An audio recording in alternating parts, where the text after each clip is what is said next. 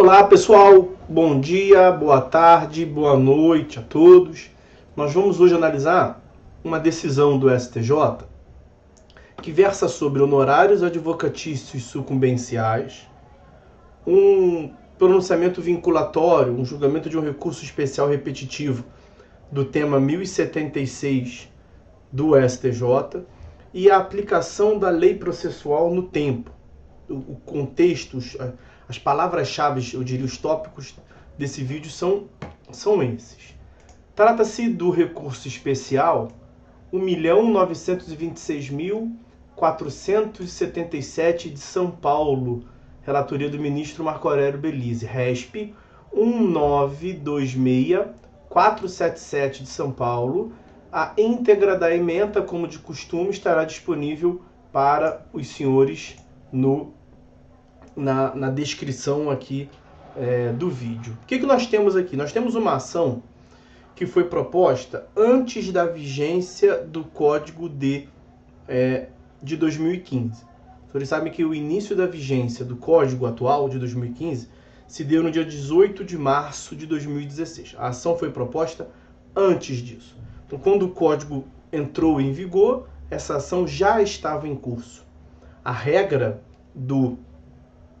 da lei processual no tempo em relação às normas processuais, como naturalmente é o Código de Processo Civil, é a sua incidência, a sua aplicação imediata, como consta lá dos artigos 13, 14, 15, mais precisamente o artigo 13 do CPC.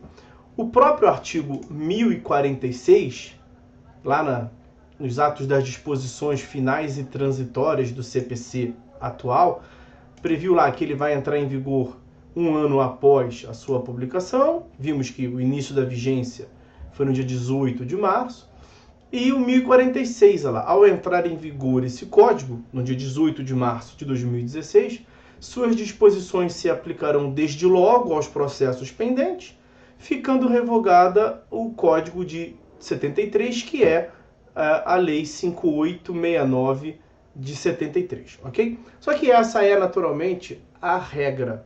Nós temos no âmbito do STJ, foi criada uma jurisprudência que trata de uma exceção a esta regra, que é a chamada teoria do isolamento dos atos processuais. Então, a norma processual aplica-se imediatamente, mas nós podemos isolar alguns atos a depender da necessidade. E em matéria de honorários advocatícios sucumbenciais, a jurisprudência do STJ já era fixada no sentido de que o marco de fixação da sucumbência é a prolação da sentença. Então você tem que ver não a data de início da ação, mas quando é que a sentença foi proferida. Se a sentença que fixou a sucumbência foi proferida após 18 de março de 2016, a respeito da sucumbência, você vai aplicar o Código de 2015. Se a sentença foi prolatada antes de 18 de março de 2016, a sucumbência será regida pelo Código de 73. E nesse caso aqui, a sentença, o processo foi iniciado antes de 18 de março de 2016 e a sentença também foi proferida antes de 18 de março de 2016. Então, nós tivemos a sentença, foi fixados honorários sucumbenciais com base em equidade e a parte chegou, o processo está ainda em trâmite, a parte foi até o STJ pedindo a aplicação da tese fixada no tema 1076. Deixa eu explicar rapidamente aqui para vocês. Vocês sabem que em matéria de honorários sucumbenciais, nós temos o artigo 85, que o regulamenta. E no 85, parágrafo 2º, nós temos a regra geral. Os honorários serão fixados entre o mínimo de 10% e o máximo de 20% sobre o valor da condenação, sobre o proveito econômico obtido, ou, não sendo possível mensurá-lo, a condenação ou o proveito econômico, sobre o valor atualizado da causa, atendidos esses critérios que a lei prevê.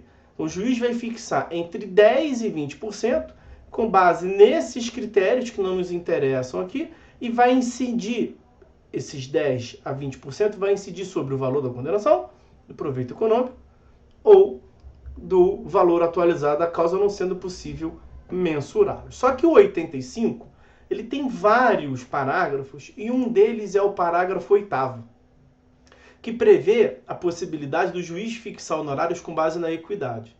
Então, olha lá. Nas causas em que for inestimável ou irrisório o proveito econômico, ou ainda, quando o valor da causa for muito baixo,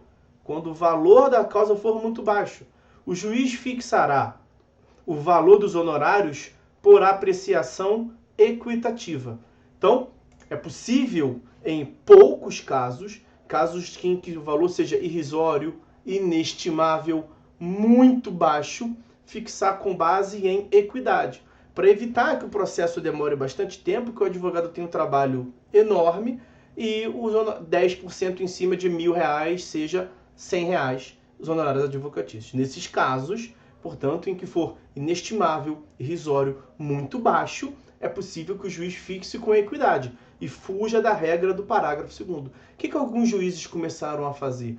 Começaram a interpretar o parágrafo 8º de modo extensivo, para aplicar também nas hipóteses em que o valor, em que os honorários sejam muito grande, ao invés de muito baixo, seja muito elevado. E aí, suponha, o valor da causa é preciso, é pontuado, de R$100 milhões.